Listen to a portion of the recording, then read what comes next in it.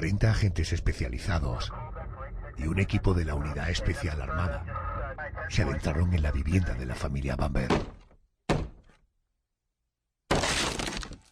El silencio sepulcral de su interior no auguraba nada bueno. El primer cadáver que encontraron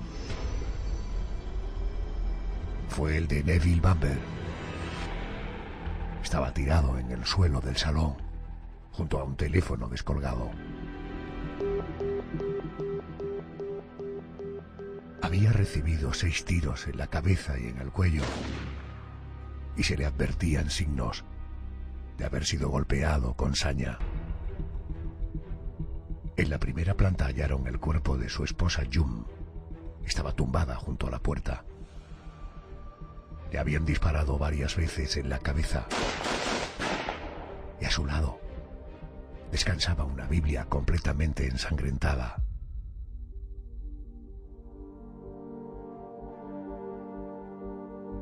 En otra habitación estaban los nietos adoptivos de aquel matrimonio, 2 niños pequeños que habían sido asesinados sobre sus camas. Daniel, que aún conservaba el dedo pulgar en la boca, había recibido 5 disparos. Nicolás, su hermano, había recibido 3.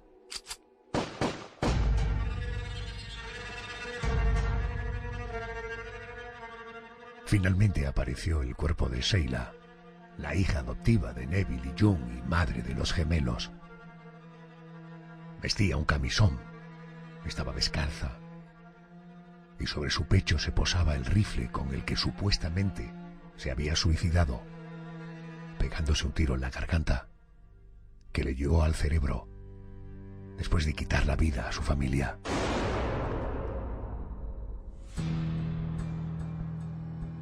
Aunque el asunto fue cerrado como el típico suicidio post-asesinato, pronto comenzaron a salir a la luz datos que hicieron sospechar de su hermanastro, Jeremy Bamber, heredero desde ese momento de la hacienda familiar.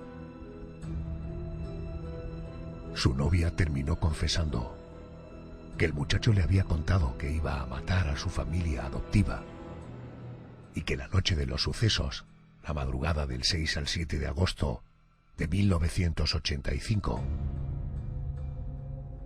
la llamó para decirle que había consumado los asesinatos.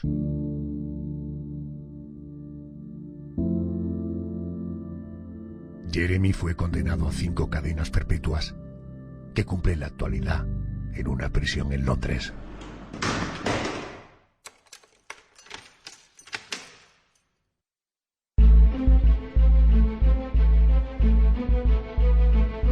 Esta noche abrimos el expediente del asesinato múltiple de una familia. Un caso que, al igual que otros que hemos conocido en nuestra crónica negra, ha pasado a la historia por estar a punto de cerrarse de una manera errónea, por una pésima investigación policial, pero que finalmente se concluyó de una forma muy diferente, debido a los datos forenses que salieron a la luz poco después de cometerse los crímenes. José Manuel Frías, muy buenas noches. Buenas noches, Adolfo. ¿Y cómo empieza esta historia? Pues empieza con un matrimonio que no puede tener hijos. Ellos eran Neville y June Bamber y vivían en una enorme finca en el condado británico de Essex. Neville era un veterano piloto de la RAF y había ejercido durante algunos años como juez, pero el caso es que ahora ambos disfrutaban de la tranquilidad de sus propiedades y eran personajes muy queridos en el entorno, siempre se volcaban con todo aquel que lo necesitara.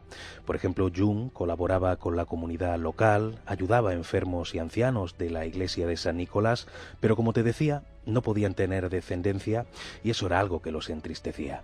Una situación a la que consiguieron poner solución, ¿no? Sí, lo lograron en 1957 adoptando una niña a través de la Sociedad para la Adopción de la Iglesia de Inglaterra y le pusieron el nombre de Sheila. Pero Neville y June quisieron ir más allá, quisieron aumentar la familia y 3 años después adoptaron también un niño al que pondrían el nombre de Jeremy. Hablamos de Jeremy Bamber, el que será, por tanto, protagonista del expediente de esta noche. Efectivamente. José Manuel, ¿cómo era el niño Jeremy Bamber? Pues aquel niño lo adoptaron cuando tenía apenas 3 meses y años después comenzó a asistir a un colegio de educación primaria en el propio condado, pero los estudios de secundaria los llevaría a cabo en un internado del condado de Norfolk. Sus padres querían darle la mejor educación y por eso eligieron precisamente ese centro, que era uno de los más elitistas. Pero parece que a Jeremy no le sentó nada bien que lo enviaran lejos y además a vivir en un internado. Digamos que él no entendía que lo hubieran adoptado para luego apartarlo de ellos. Quizá movido por aquel resentimiento. Jeremy fue un alumno difícil, un chico altivo y con aires de superioridad que mostraba ante los demás un toque de arrogancia y que gastaba bromas despiadadas que irritaban a sus compañeros. Como estudiante nunca llegó a destacar, era más bien mediocre. Aunque lo que sí destacó fue su habilidad en las clases de tiro. Aún así, superó el bachillerato. José Manuel, ¿qué era lo que sus padres querían de él? Básicamente que se convirtiera en heredero de aquellas tierras, que se convirtiera en un terrateniente, por supuesto con la capacidad de sacar adelante la propiedad. Y su madre, por su parte, deseaba poder inculcarle sus creencias religiosas, ese culto cristiano del que el niño parecía huir. Tenemos que recordar que Jeremy y Sheila no eran hijos biológicos de Neville y June, eran hijos adoptivos. Y llegó el momento de enfrentarse a la verdad. ¿Llegaron aquellos dos niños a interesarse por sus padres biológicos? Sí, cuando fueron algo más mayores supieron de la adopción y cuando ya se convirtieron en adultos, hay que decir que tanto Neville como June les dieron todas las facilidades para encontrar a sus padres biológicos si es que lo deseaban. En el caso de Sheila, ella logró localizar a su madre en el año 82, pero Jeremy no mostró interés en seguir el rastro de los suyos. Y fíjate, al parecer, su padre había sido interventor de aprovisionamiento en el Palacio de Buckingham. Por cierto, hemos hablado de los años de escuela de Jeremy, pero no de Sheila. ¿Qué tal fue lo de su hermana adoptiva? ¿Qué fue de su hermana? De su etapa como estudiante se puede contar más bien poco porque se sabe que fue expulsada de varios colegios, que era una chica un poco extraña y que no tenía capacidad de concentrarse prácticamente en nada. Era muy atractiva, eso sí, y aquello le valió para trabajar en algunas agencias de modelo. Ella tenía el apodo de Bambi y dicen que si hubiera seguido por esa línea seguramente se hubiera convertido en una modelo famosa, pero su inestabilidad mental fue la causa de que no pudiera seguir una profesión para la que hacía falta mucha perseverancia. Algo que queda claro al consultar los recortes de prensa es que casualmente tanto Jeremy como Sheila, los dos hijos adoptivos del matrimonio Bamber, habían nacido con un fuerte desequilibrio mental. Aunque Neville y June intentaron educar a Jeremy con sus mismos valores morales, no consiguieron que tomaran las riendas de la propiedad familiar. Solo mostraban desganas y desinterés. Jeremy era un chico duro, presumido, irresponsable, manipulador, a que tuvieron que obligar a trabajar en una pizzería para que descubriera cómo era el mundo más allá de la seguridad de la finca. Pero al poco tiempo, el joven renunció a aquel empleo. José Manuel, parece que el caso de Sheila era aún más llamativo. Hombre, por lo menos era más chocante por sus delirios, porque Sheila en un momento determinado comenzó a sufrir alucinaciones. Ella decía tener visiones extrañas, casi místicas, y sus padres adoptivos se sintieron muy defraudados con ella. Primero, por su deseo de ser modelo, que era algo que ellos veían con malos ojos, y luego por quedarse embarazada de gemelos sin estar casada. En el caso de Jeremy ya hemos contado que aprobó el bachillerato a duras penas, y no mostraba un gran interés por convertirse en el encargado de aquellas tierras de la familia. Aún así, José Manuel, sus padres lo enviaron a estudiar algo así como dirección comercial, ¿no? Sí, tenía 20 años cuando sus padres lo enviaron a Australia, a Nueva Zelanda, para hacer cursos que le sirvieran para manejar bien una granja. Pero también se cansó pronto, regresó a Essex, y aún así sus padres quisieron confiar en él y lo pusieron al frente de una granja como capataz. Para ello le compraron una casa de campo con varios acres de tierra y una furgoneta para los desplazamientos. Jeremy comenzó su labor como capataz, pero le resultó aburrida. Él quería tener una una vida de diversión, de placeres, de vida nocturna, y desde ese momento vio a sus padres como un obstáculo para lograrlo. Quiere vida nocturna, que se venga a trabajar aquí con nosotros, ya verás. José, pero Jeremy podría convertirse en el heredero de aquellas tierras que además eran muy valiosas, ¿no? Claro, pero para disfrutar de esos beneficios tenía que esperar a que sus padres muriesen y Jeremy quería pasarlo bien siendo joven. Algo que se nos ha pasado comentar. ¿Jeremy tuvo alguna relación sentimental? Por la época en la que se cometieron los asesinatos de los que vamos a hablar a continuación, Jeremy estaba saliendo con una profesora de preescolar. Ella tenía 22 años, se llamaba Julie McFord, y se aferró tanto a la familia de su pareja que llegó a sentir más afinidad por la madre de Julie que por la suya. La señora McFord llegó a declarar lo siguiente. Jeremy sentía una gran aversión por su madre. Solía llamarme mami todo el tiempo. Incluso me ofreció el automóvil de su madre. Eso fue justo antes de los asesinatos. La odiaba. Por eso Jeremy siempre estuvo convencido de que lo que hizo fue lo correcto. Cuentan que la tragedia se palpaba en el aire, aunque nadie hizo nada por evitarla. La granja familia había sido escenario de hechos luctuosos en el pasado. El anterior propietario, Frank Page, fue encontrado muerto en misteriosas circunstancias. Y antes que Frank, otro granjero se había ahorcado, movido por una fuerte depresión. Ahora se intuía una nueva tragedia, ya que muchos campesinos y amigos de Jeremy le habían oído decir que matar a sus padres adoptivos le sería bastante fácil. Aquello estaba a punto de estallar.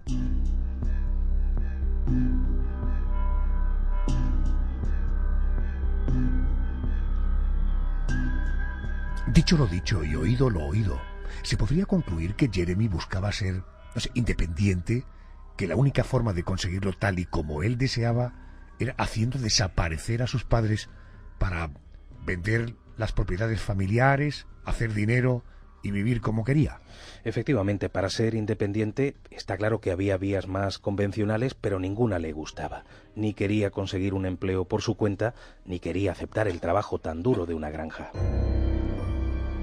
Nos trasladamos al mes de agosto, año 1985. José Manuel, ¿qué ocurrió en la madrugada del 6 al 7 de agosto de 1985? Aquel martes por la tarde, Jeremy había llamado por teléfono a su novia, a Julie, poniéndole sobre aviso de lo que iba a hacer y asegurándole que lo haría esa misma noche. Y esto es extraño porque Julie no advirtió a la familia de Jeremy de que corría peligro. Pasamos ya a las 3 de la madrugada de ese 7 de agosto. Él volvió a llamar a su pareja y le dijo: «No te preocupes, todo va bien. Adiós, cariño. Besos». Media hora más tarde, a las 3:26, sonó el teléfono en la comisaría del municipio. El que llamaba era un tal Jeremy Bamber. El protagonista de nuestro expediente, Jeremy Bamber. ¿Qué contó a la gente que le atendió? Le dijo que había recibido una llamada de su padre desde la granja familiar, una llamada en la que le decía que Sheila, la hija adoptiva, se había vuelto loca y los estaba persiguiendo con un rifle en la mano. Jeremy dijo que en ese momento sonó un disparo, la línea se cortó y cuando intentó llamar nadie cogió el teléfono. El agente le pidió que fuera hacia la finca, pero que esperara en la puerta la llegada de la policía. Un grupo de 40 agentes especializados, entre los que se contaba un equipo de la Unidad Especial Armada, se dirigió a la granja de los Bamber. Aquellos hombres curtidos en asedios y secuestros llegaron a la vivienda y se posicionaron de manera que pudieran controlar visualmente cada puerta y cada ventana. No había un movimiento, ni un ruido. En ese momento llegó Jeremy, que puso a los agentes sobre aviso del comportamiento paranoico de su hermana adoptiva. Mintió al decir que en otras ocasiones Sheila los había amenazado de muerte. José Manuel, ¿qué ocurrió en ese momento? En ese instante la policía se dispuso a hablar por un megáfono, pero nadie respondió desde el interior de la casa. Por eso los agentes se dispusieron a entrar. Para ello, antes pidieron a Jeremy una descripción exacta del interior de la vivienda para poder moverse por ella con cuidado. Fue a las 7:30 de la mañana cuando el equipo, ya con la luz del día, se propuso acceder a la vivienda. Entraron por la puerta de la cocina y aunque esperaban algún tipo de reacción por parte de Sheila, no escucharon absolutamente nada.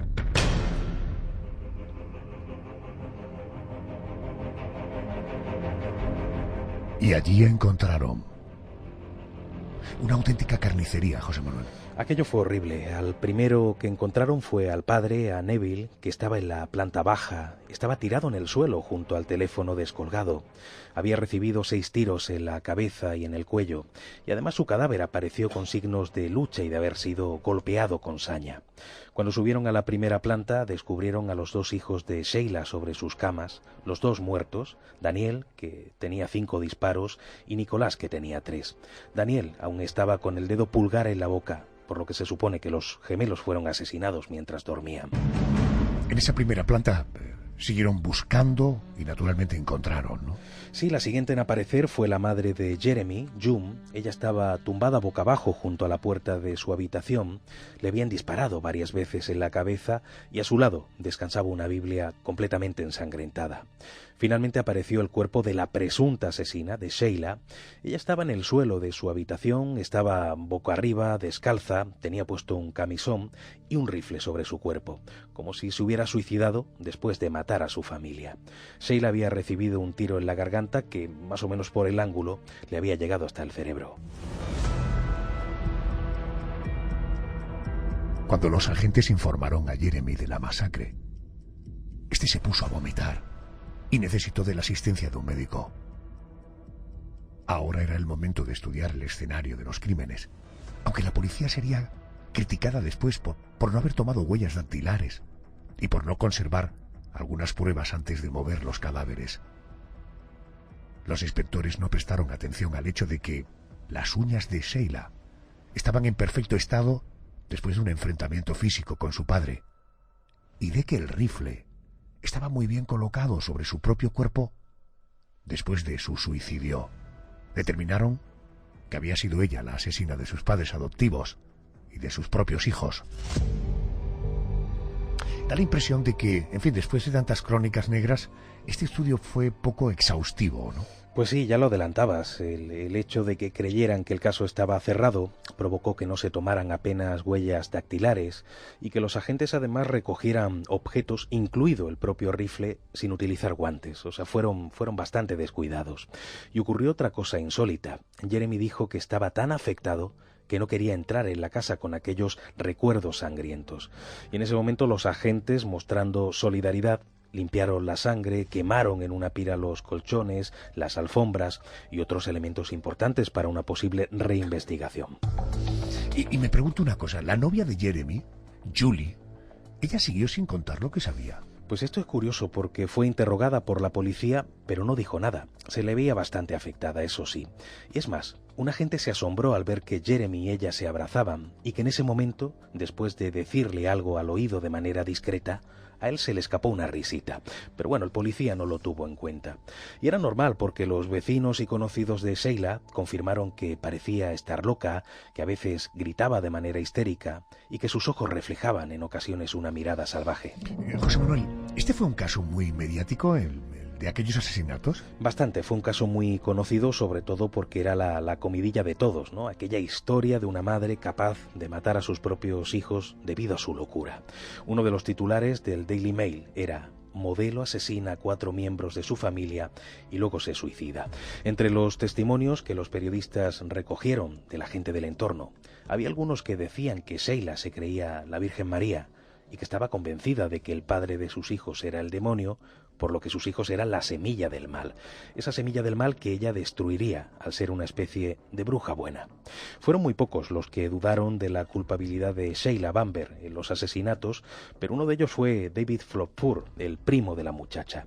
David aseguró que Sheila no era como la habían pintado, que tenía sus paranoias, pero que no era una persona violenta y que ni siquiera sabía disparar un arma. Pronto la historia cambió. Las autoridades informaron de que basándose en las heridas que presentaba Sheila, no pudo dispararse a sí misma. Aquello coincidió con un nuevo dato del forense, que entendió que, dada la altura de la chica, Era imposible que golpeara a su padre adoptivo mucho más alto, de arriba hacia abajo. Además, después de haberse disparado una vez a sí misma, era imposible que se disparara de nuevo. Y otro detalle. Los especialistas descubrieron que uno de los disparos del presunto suicidio se había realizado con silenciador.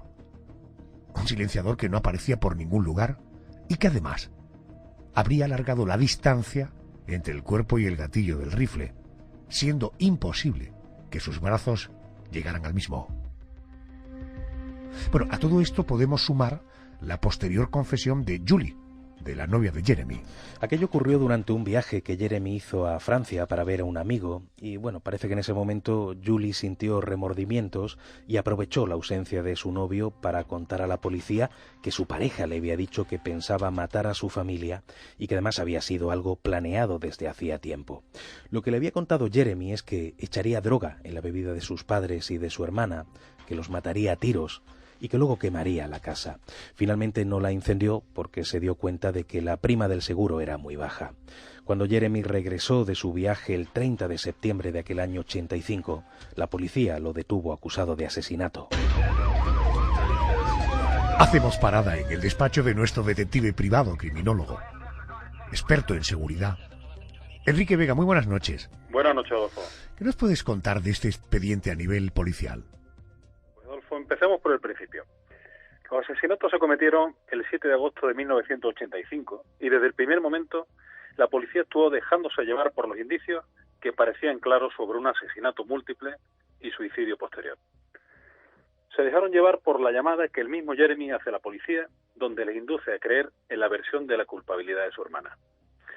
El segundo indicio, que ayuda a confundir a la policía, es que encontraron la vivienda completamente cerrada desde el interior. La policía, al creer firmemente la versión de Sheila armada, toma sus precauciones y no es hasta 5 horas más tarde que toma la determinación de entrar con un ariete por la puerta principal con fuerzas especiales. Tenían tan asumida la versión que al encontrar al padre junto al teléfono y a Sheila con un disparo en la garganta y el arma homicida en sus manos, dieron por concluida la investigación. Se llegó a la conclusión que el arma usada, un rifle semiautomático Ashwoods, modelo 525 del calibre 22, tenía colocado un silenciador que habría impedido oír los disparos en el vecindario. Este silenciador no se encontró en los primeros registros. Se les devolvió la llave de la casa a Jeremy y a sus primos para que pudieran limpiarla, acabando definitivamente con cualquier oportunidad de hacer una nueva inspección ocular. Tenían tanta fe en los indicios que incluso se permitió incinerar los cuerpos, eliminando así la posibilidad de hacer una autopsia más exhaustiva. El hallazgo del silenciador pone en duda la versión del suicidio, dado que la longitud del arma impediría un autodisparo. Y naturalmente nunca pudo haberlo quitado y guardado en el armario donde se encontró lleno de sangre de Sheila.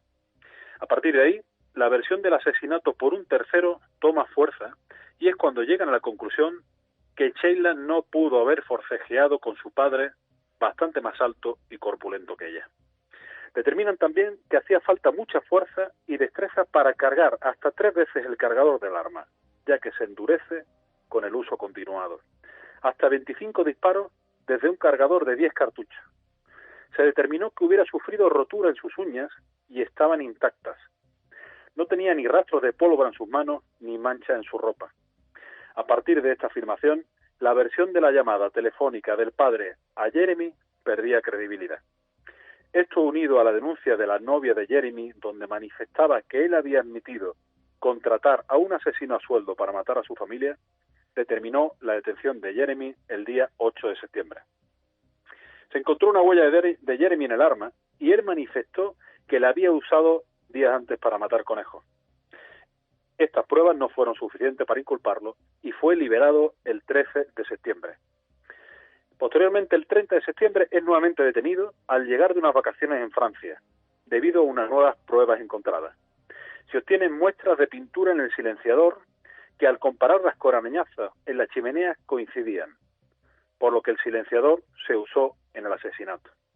Y se llegó a la conclusión que los disparos en la garganta del padre fueron en el piso superior, por lo que no pudo bajar y realizar la llamada. Es más, se llegó a la conclusión que si el teléfono de la casa estaba descolgado desde la llamada a Jeremy, él nunca pudo llamar a continuación a la policía como había admitido. Y las huellas dactilares de Jeremy se encontraron en la Biblia, algo que había pasado inadvertido en principio por la policía. Aunque en el 2010 nuevas pruebas ponían en evidencia la culpabilidad de Jeremy. Apareció una foto de la chimenea horas después de los hechos y no había rasguños por los que fueron hechos después. Y aparecieron registros policiales de una llamada del padre a la policía la misma noche. Esta situación tan confusa ha alentado al propio Jeremy en su inocencia y pone en el objetivo las intenciones insanas de los propios primos, herederos de la fortuna de sus padres. Como anécdota, te contaré, Adolfo, que en la jerga policial en Inglaterra, para definir fiascos en los casos de investigación, se usa, hacer un bumper. Querido Enrique Vega, gracias y hasta la semana que viene. Buenas noches. Una vez más estamos ante el resultado de una mala investigación policial. Una investigación que se hubiera cerrado con una culpable errónea, Sheila Bamber. En este caso, ella estaba muerta, presuntamente suicidada, pero han sido muchos los casos en los que una persona inocente se ha visto entre rejas hasta que se ha conocido la verdad. Eso le ocurrió al español José Antonio Valdivielso, que fue condenado a prisión por un delito que no cometió y estuvo preso durante 9 años, hasta que finalmente, y gracias a las indagaciones de su padre, se demostró su inocencia. Vamos a recordar una conversación que mantuve con él hace apenas un tiempo. José Antonio, ¿qué pasó por su cabeza el primer día en que se vio encerrado en una celda por un delito que no había cometido? Pues pasarte por la cabeza se te viene todo el mundo encima, vamos, te hunden. ¿Es cierto incluso que llegaste a pensar en quitarte la vida? Sí, bueno, lo intenté 2 veces. Estabas completamente desesperado, ¿no?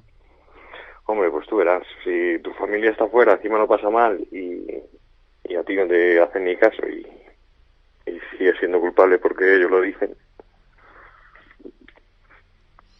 ¿Es muy dura la vida en la cárcel? Hombre, pues sí, es dura. Uh-huh. En aquel momento tu familia, tus amigos, ¿todos creían en tu inocencia o hubo grietas? Pues creían, pues claro que creían, todo el mundo que me conoce sabía cómo soy, y de lo que se me acusaba, vamos, jamás se lo he hecho en mi vida. Uh-huh.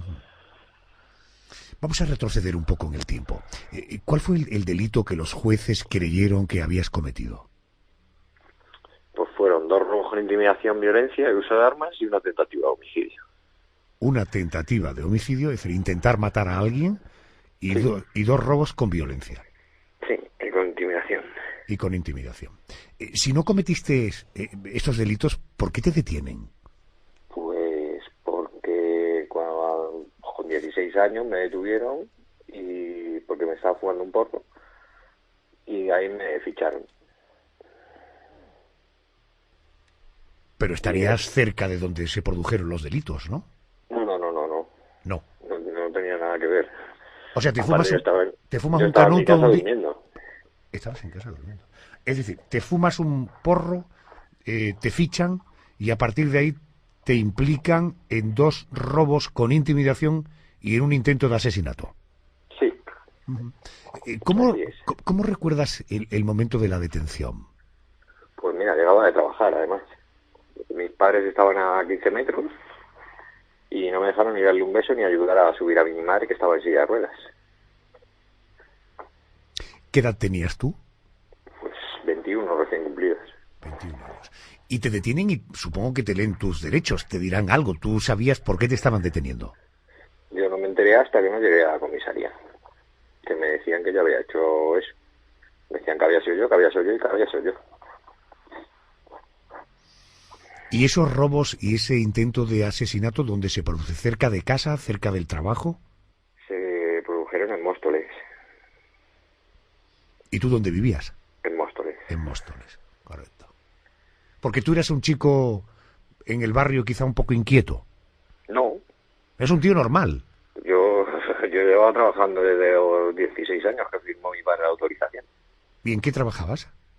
De carrocero. Perdón? De carrocero. Carrocero, ¿y eso qué es? Pues estaba haciendo ambulancias. O sea, montando los chasis de las ambulancias. Sí. Bueno, en esta historia... Bueno, perdóname, el interrogatorio, ¿lo recuerdas como momentos duros, de mucha ansiedad? ¿Fueron agresivos los policías que te interrogaron? Sí, es que más que interrogatorio era que decían que era yo y ya está. O sea, es que no dijeron nada más. Bueno, y tú diciendo que no lo eras. Exacto, y me dijeron, bueno, pues ya lo veremos si eres tú o no eres. Y a la cárcel de forma preventiva hasta que llega el juicio, ¿no? Sí. ¿Cómo recuerdas el juicio? Pues fatal. Fatal porque no hicieron caso a nadie. Ni a mis abogados ni a nadie. ¿Y el fiscal cómo puso Yo en ya iba pie? condenado. ¿Perdón? Que yo ya iba condenado. Ya. Y el fiscal montó una historia donde te colocó a ti tanto en los robos como en el intento de asesinato. Sí, no sé lo que... Pero vamos, supuestamente encima fui yo a hacerlo, hice todo. ¿A cuánto te condenaron? A 13 años. 13 años. Y cumpliste 9. Sí. ¿Y cómo se resolvió finalmente? ¿Cómo se supo la verdad? Pues por la fotografía del cajero, cuando la Guardia Civil hizo el trabajo que tenía que haber hecho la policía científica, pues vio que no éramos la misma persona. Coño, 9 años después. Sí, claro, y porque lo hizo la Guardia Civil. Si lo llega a hacer la policía científica, vuelven a decir lo mismo. ¿De qué año estamos hablando cuando se produce la detención? 2001. 2001. O sea que no fue en el siglo pasado. No. Pues si estamos en el 18, fue en el 2001, 17, 13 la condena, 9 en la cárcel. En fin, estamos hablando de estas fechas. Bueno, en esta historia entra en juego tu padre, Antonio, don Antonio, que es la persona que desde el principio apostó por tu inocencia y que puso en marcha un plan para demostrar la verdad. ¿Cuáles fueron los pasos? ¿Qué plan estableció tu padre? ¿Qué es lo que hizo? Pues eso mejor te lo voy a decir, porque yo tampoco sé, pero sé que se movió mucho, se movió por sitios por ahí preguntando y hasta que dio. Hasta que alguien le dijo quién era. Me dicen que se entremezcló entre los delincuentes para saber quiénes fueron los culpables del delito, ¿no? Sí. ¿Tú sigues viviendo con tu padre? No. No. Le tengo cerca, pero no vivo con él. ¿Y tu relación es buena? Sí, claro. Mi padre es mi mejor amigo y es mi todo. Y cuando dices que lo tienes cerca, no querrás decir que lo tienes ahí al lado del teléfono, ¿no? No. No, ahora mismo no. Ya. ¿Qué sensación tuviste al saber que por fin la justicia rectificaba y te declaraba inocente? Hombre, pues una alegría muy grande. Pero vamos, que tampoco es que han hecho lo que tenían que haber hecho desde un principio, no haberme hundido la vida. Claro. ¿Y qué ocurrió con el auténtico culpable del delito que se te atribuía? Pues no tengo ni idea. ¿No sabes quién es, ni le pones No. cara? No. ¿Es uno de ahí de Móstoles? No, por lo visto no era de aquí de Móstoles. Era de un pueblo de Navalcarnero, de al lado. ¿Tú sigues viviendo en Móstoles? Sí, claro. ¿Y tus vecinos conocen tu historia? Pues algunos, otros no, otros sí. ¿Te has casado? No me he casado. ¿Y te hablas, Pero- te hablas con alguna chica? Sí, no, estoy con mi pareja, lo que pasa es que no nos hemos casado, pero vamos, tenemos un niño y... ¿Tienes ya un niño? Sí, ¿Qué años tiene el niño? pues un añito acaba de hacer. Este que no vaya a fumar porro, que fíjate No. la que se organizó, ¿eh? Sí. Por un mejor que canuto, ¿eh? Fíjate, ¿no? Mejor que no. Escúchame, José Antonio, la pregunta es un poco tópica, pero ¿qué ha supuesto en tu vida al haber perdido 9 años en la cárcel? Me decías que te han hundido la vida. ¿Tú tienes la sensación de que no vas a levantar cabeza?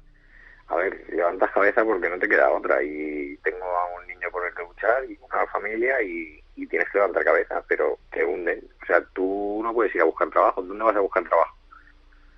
cuando llegas y te preguntan qué has hecho en los últimos 9 años de tu vida, ¿qué les dices?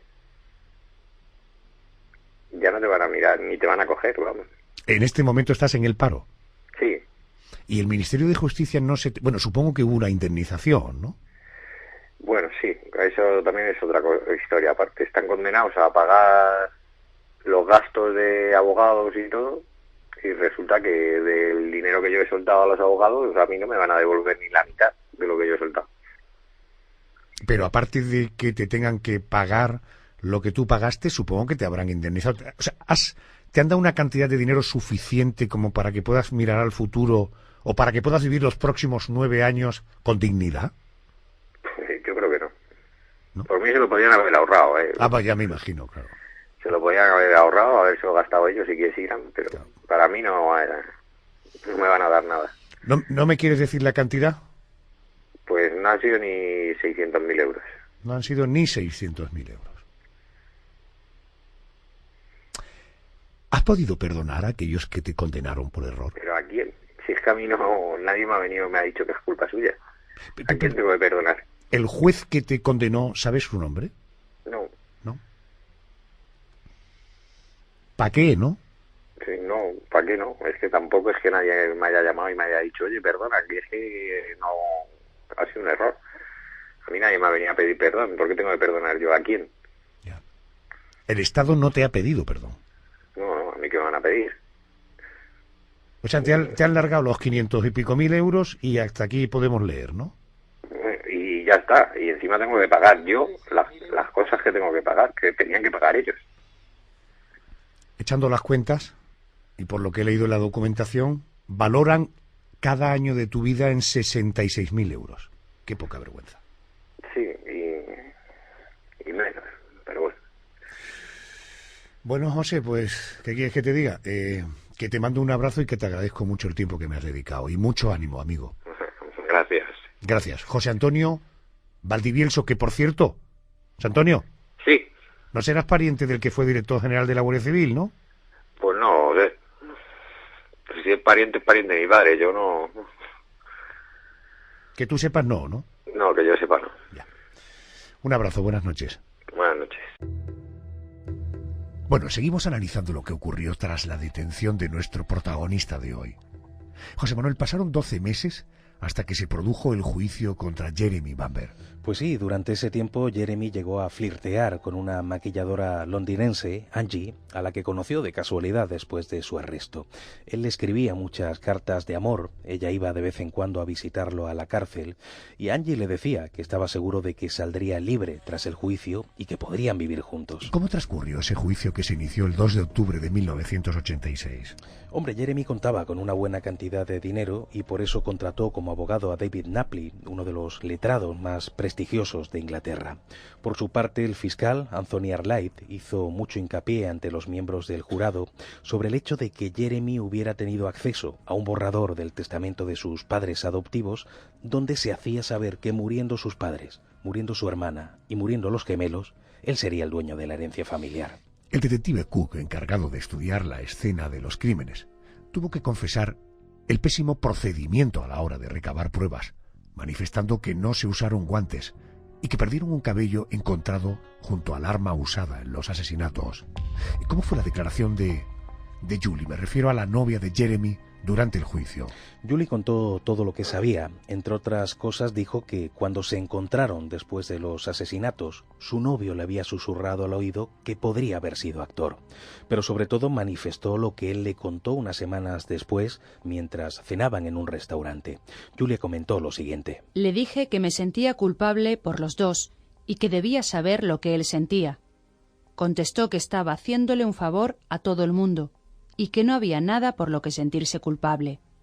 Cuando le comenté que no sabía lo que iba a hacer o decir, me respondió que no hiciera ninguna estupidez. ¿Y no le preguntaron por qué no avisó a tiempo a la familia o por qué no confesó antes lo que sabía? Claro, se lo preguntaron y además aquella fue una pregunta bastante lógica. Julie respondió lo siguiente. Al principio no quería creer lo que sabía. Me daba miedo hacerlo. Jeremy me convenció de que si le ocurría algo a él, también me pasaría a mí. Dijo que podría estar implicada en el crimen, porque lo sabía todo previamente. Bueno, todavía cosas más increíbles. Durante el juicio salió a la luz la historia, yo digo, un tanto extraña, de la contratación de un mercenario. ¿Esto es cierto? Sí, es cierto, fue algo muy llamativo, porque Julie dijo que Jeremy le había contado que antes de cometer los crímenes había contratado por 2.000 libras a un mercenario, este hombre se llamaba Matthew McDonald, para que él matara a su familia, aunque finalmente no fueron necesarios sus servicios. Pues para comprobar esta afirmación llamaron a declarar al propio McDonald, pero este dijo que él era un simple fontanero y que aquella historia era totalmente falsa.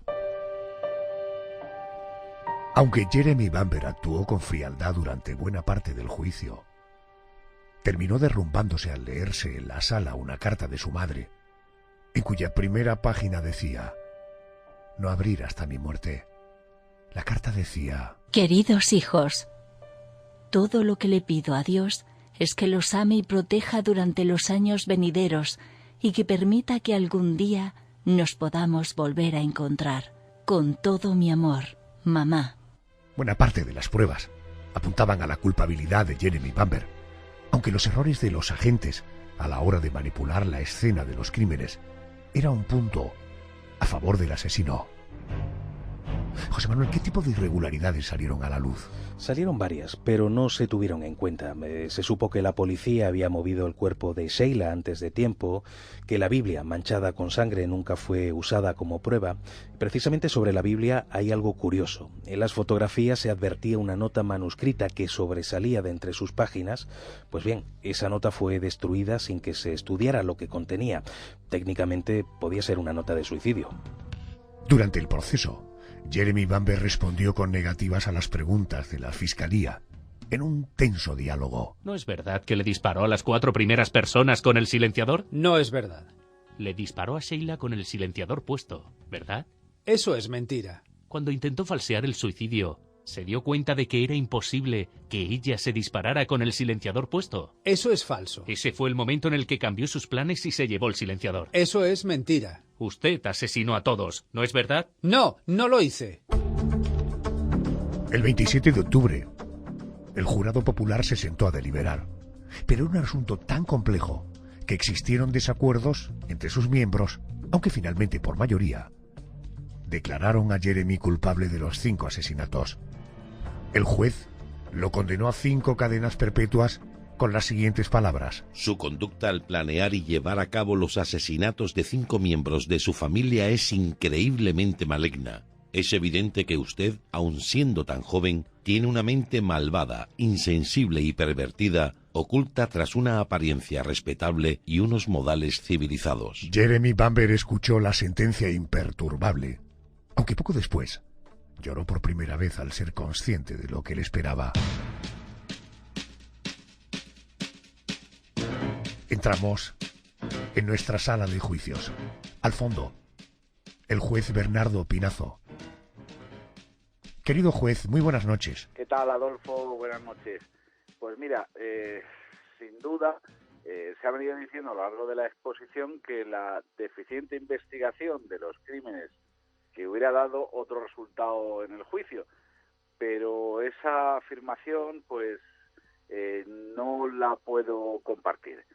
Y trato de explicarme. En el proceso penal, como en todas las demás jurisdicciones, la prueba es uno de los elementos claves. En este sentido, el acusado es inocente hasta que no se acredite mediante la prueba correspondiente, pues lo contrario. Y para que una prueba sea válida, con algunas excepciones, pues debe haberse practicado en el acto del juicio oral. Y que además tiene que cumplir una serie de principios.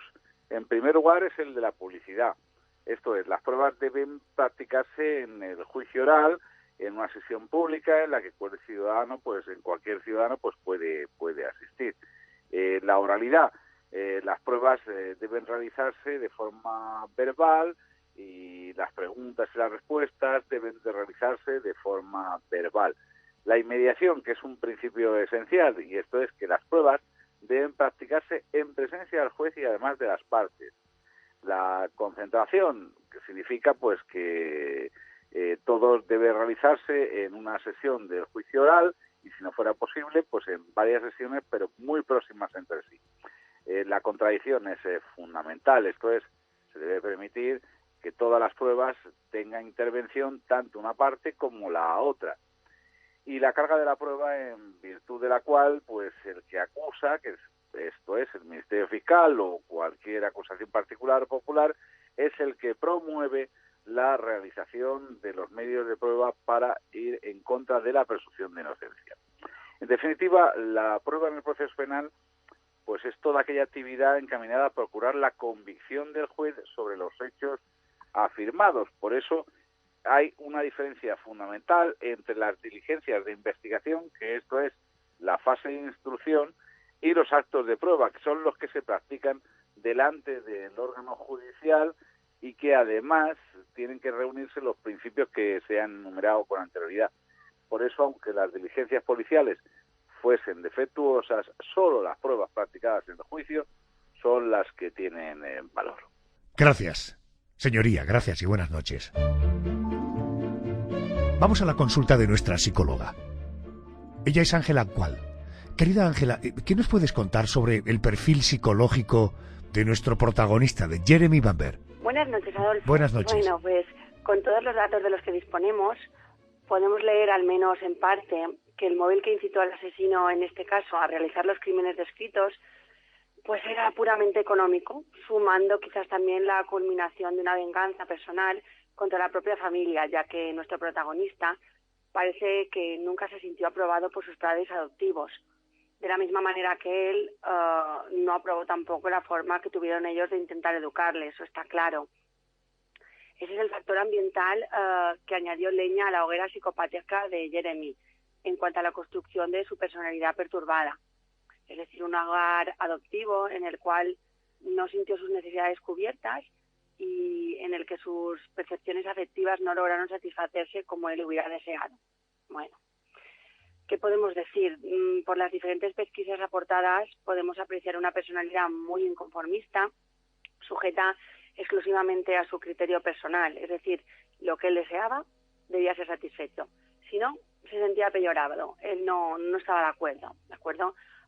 Vemos esta actitud, por ejemplo, cuando lo internan en uno de los colegios más caros del país, con la mejor de las intenciones, claro, o cuando, por ejemplo, le obligan a trabajar en una pizzería de la que se descuelga muy rápidamente. Vemos ya, por ejemplo, también en el colegio cómo muestra claros rasgos antisociales y psicopáticos, como despotismo, sensación de superioridad y sadismo, al buscar el malestar de los compañeros para su mera diversión. Él lo hace con toda su intención de lastimarlos. También apreciamos una falta total de empatía en la mayoría de los actos que reproduce, como por ejemplo el de no querer conocer a sus padres biológicos. Apreciamos una falta total de empatía en la mayoría de los actos que reproduce, como el de no querer, por ejemplo, conocer a sus padres biológicos.